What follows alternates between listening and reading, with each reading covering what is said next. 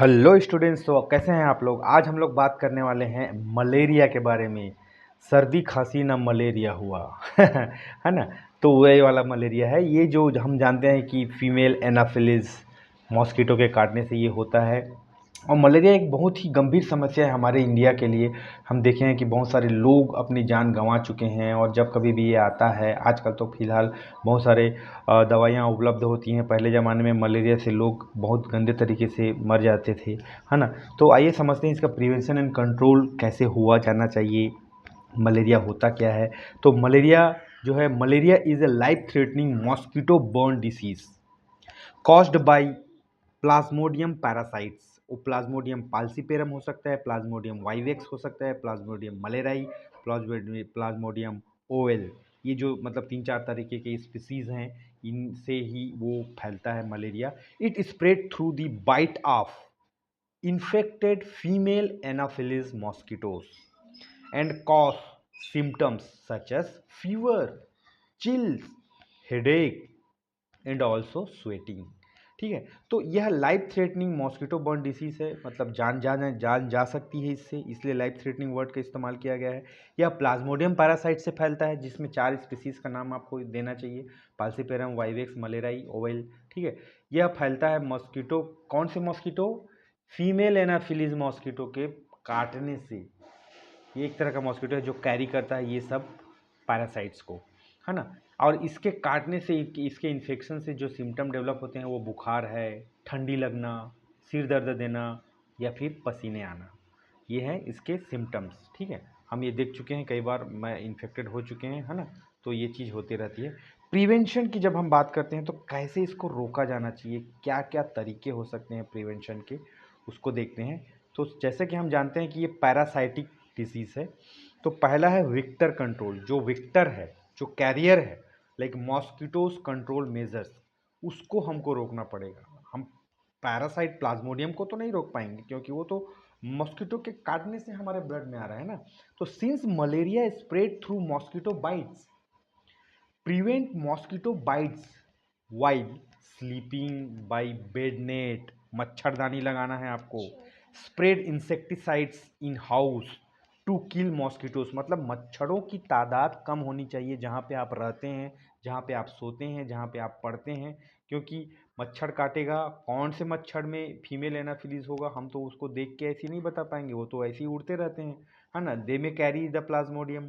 तो उस चीज़ को हम जानते नहीं है कि ये मच्छर तू काट ले, ये तू मत काट, ऐसा नहीं बोल सकते ना। इसलिए vector control is very important. जो कैरियर है, जो माध्यम है, उसको हमको मारना होगा, उससे हमको बचना होगा फर्स्ट ऑफ ऑल, है ना। तो उसके जो कुछ तरीके हैं, जैसे कि मच्छरदानी लगाना, इंसेक्टिसाइड का स्प्रेड करना, ऑल आउट जलाना, अगरबत्ती जलाना, है ना। जो भी है जेड वगैरह आप लोग जो इस्तेमाल करते हैं। दूसरा है प्रिवेंटिव मेडिकेशन। अब उसको, अगर मान लो किसी को मलेरिया हो गया तो क्या दवाई खाएगा। ठीक है। तो क्लोरोक्वीन आपने देखा होगा, बचपन से आप खाए होंगे, मतलब 3 शाम को दूध के साथ वगैरह वगैरह। तो उससे क्या होता है कि वो पैरासाइट जो लार्वा जो रहता है, उसका जो लाइफ साइकिल को ब्रेक करता है, कि वो लीवर में और जहाँ कहीं भी उसका डेवलपमेंट होता है उसको रोक देता है। ठीक है। उसके बाद दूसरा ड्रग है मेफ्लोक्वीन, डॉक्सीसाइक्लिन। ये मतलब 3-4 पॉपुलर मेडिकेशन है। Medication should be taken while travelling malaria endemic area. ठीक है। मतलब आप, ऐसा नहीं है कि मतलब इंडिया में भी बहुत सारे एरिया मलेरिया रिमोट एरिया है। तो अगर आप कहीं पे जा रहे हैं, जैसे कि साउथ अफ्रीका में एक अलग तरह का मलेरिया होता है, वाइवेक्स वाला होता है शायद, है ना।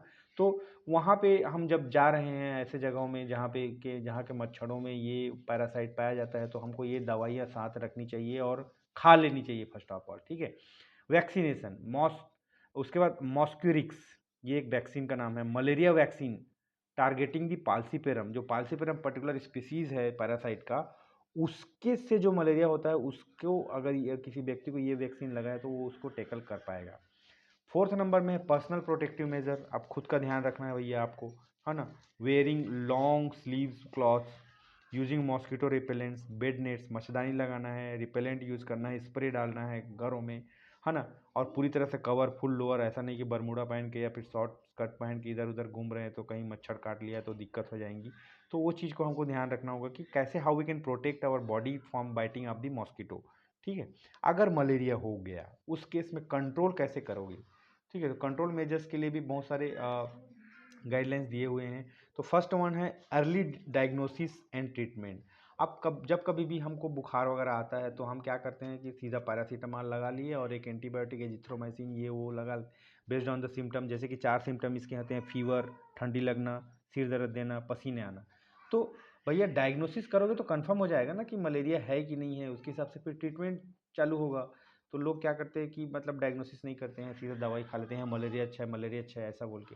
तो that's what rapid diagnostic test, RDT, ठीक है, microscopic examination of blood smear, that will confirm that you are suffering from malaria और समथिंग एल्स, टाइफाइड। या फिर ऐसा नहीं है कि सिम्टम से ही तुमको कंफर्म पता चल जाएगा कि मलेरिया ही है, it may be something else also.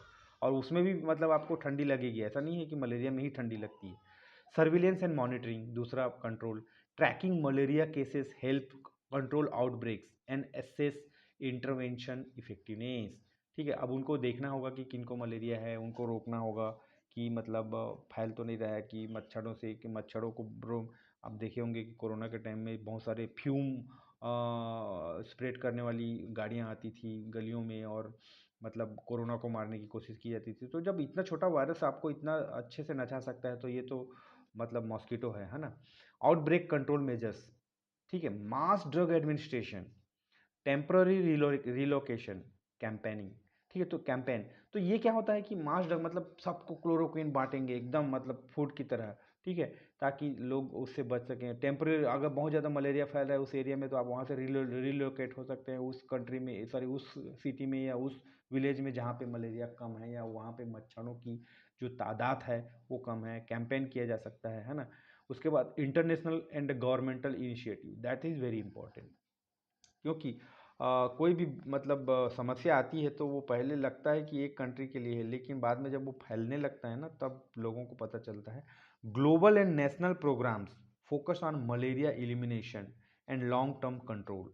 ठीक है, अब ये होना चाहिए WHO के द्वारा, है ना, जो भी नेशनल प्रोग्राम है कि मलेरिया कैसे फैलता है, what is the cause, what are the vector, which kind of mosquito, and how to tackle with that, what kind of repellent can be used, how we can protect ourselves from the biting of the mosquito। ये सब चीज़ मतलब government initiative होना चाहिए, government के द्वारा advisory जारी करने से लोगों को अच्छे से समझ में आता है। अदरवाइज कोई ज्ञानी पुरुष अगर बोलेगा तो उसको सुनते भी नहीं है ना। तो ये चीज़ हमको देखना पड़ेगा। तो ये है मलेरिया का prevention and control. This notes will be available in Telegram channel, link I will give you in the description box. By clicking the link you can download it as a PDF form. If you want, you can prepare your own notes or you can read directly from these notes. Thank you. Bye bye.